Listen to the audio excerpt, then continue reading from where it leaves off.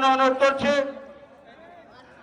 আজকের অনুষ্ঠানের প্রধান অতিথি বাংলাদেশ জাতীয়তাবাদী দল বিএনপি কেন্দ্রীয় নির্বাহী কমিটির সদস্য, সাবেক সংসদ সদস্য জনাব এম এ খালেদ, যুবদলের সাবেক সভাপতি, পাঁচশাপুর উপজেলা বিএনপির সাবেক যুগ্ম মঞ্চে আসন গ্রহণ করবেন ব্রাহ্মণবাড়িয়া জেলা বিএনপির অন্যতম সদস্য, পাঁচশাপুর পৌর বিএনপির